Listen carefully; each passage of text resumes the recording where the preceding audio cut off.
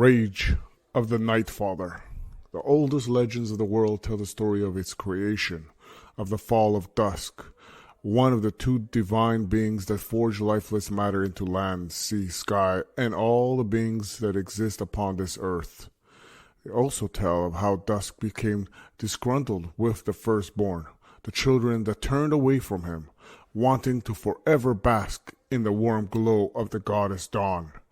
Disappointed and enraged, Dusk struck the earth with all of his destructive power, annihilating his children in a hellish flames and leaving part of the lands as an ever-burning desert, a desert known as Naar.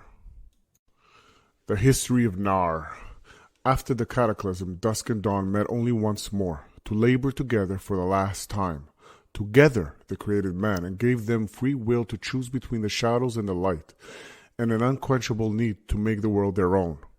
Neither the cold nor the scorching heat would stop man from exploring and settling, and so, from the coldest parts of Alskir to the hottest regions of Naar, humans would claim the land as their own. And even though they would have to stand against threats forged by Dusk himself, who once again turned his back on his children, they would make the world their own. The harsh conditions of Naar spawned in time a tribe of men both strong and resolute, able to not only adapt to the scorching sun and the burning sands of the vast deserts, but to even tap into the strength of the earth itself. Now, the Karathai, the first people to settle the hot wastelands, are known as fighters and craftsmen, able to wield the sword and arcane powers in the battle that is to decide the fate of this world. Naar, today. After a great battle in which men stood against the monsters and abominations of the mists, for a while it seems that humanity has finally gained the upper hand. But the devious power was only lying in wait, as only months after what felt like a victory, the mists have struck again, changing the face of the world forever, twisting the past and almost ripping the world apart. The mists have done what seemed impossible. Now the burning deserts and the lands of the frost and snow, once thousands of miles apart, can be traversed within a day, and it seems that only those with the strongest will can find their way to the same place more than once. This new world immediately created new alliances. Humanity, now fully aware of the destruction and corrupting power of the mists, united, and heroes from every corner of the world are ready to stand together to face the new threats spawned by the mists. The Mistfall. Once a promising student of the Dafnafar Loreforge, Sigrid was into machinations of a powerful noble Stedholm family, who felt spited by Thela, Sigrid's teacher and headmistress of the Flamecaster Academy.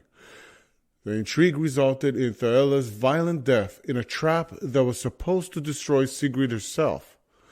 Driven to the brink of madness by despair, Sigrid first left Dafnafar and traveled north to seek a noble death, destroying servants of the mists, but was instead corrupted by their power and turned against both those who tried to destroy her as well as those who were once on her side. She returned to Dafnafar, incited a rebellion in the ranks of young flamecasters, and set most of the city ablaze in a rampage that killed all but one member of the Stedholm house. Barely driven away, Sigrid moved to the north again, where she continued to sow destruction until Frost Valley dispatched a group of seasoned adventurers to deal with her. After a dramatic race against time, Sigrid was finally cornered by three of them: Silentia, a wizard of Dafnafar; Hariag, a Ravencrag frost mage; and Crow, a Frost Valley seeker. The three managed to overpower Sigrid, as the two mages held the destructive power at bay. Crow moved in for the kill, but as the Flamecaster saw his face, her fury exploded with an ever greater strength, and then turned into a violent maelstrom, which swallowed both her and the Seeker. The Battle of Ravencrag. Over a year later, after Frost Valley Keep had already accepted the bitter price of victory over the Mistflame, Crow returned, bringing with him a mysterious figure clad in dark cloak. Refusing to talk about his absence, he only said that he is bringing a warning and that both Frost Valley and Ravencrag must mobilize immediately as great force is amassing in the northern Valskyr. The grim news checked out, as returning scouts were reporting next to no activity in the closer regions of the lands formerly corrupted by the mists. The forces of Frost Valley moved with desperate speed and managed to reach Ravencrag just as the grand battle was about to begin.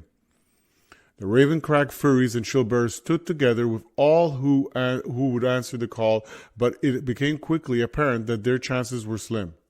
As the forces of the mists were led by Ralph Force, the betrayer of Frost Valley, and Sigrid, just as it seemed all would be lost, Sigrid suddenly turned on Ralph Force, laying fiery waste to the ranks of the servants of the mists.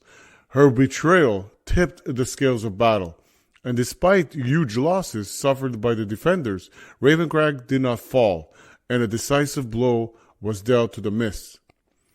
Ralph Force, however, once again eluded Frost Valley's grasp, and even managed to do what he once failed to do, kill the Lord Commander of the Keep, before taking flight and vanishing in the mists once more.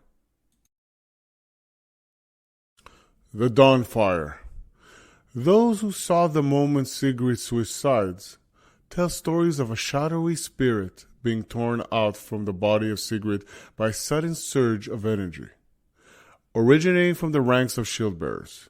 Only a few know that the phenomenon was a carefully prepared ritual, based on the knowledge Crow brought back with him and performed by Cynthia, protected from Sigrid's view by her magic, and that the shadowy art of Malachi, a new ally that had come to Frost Valley with Crow.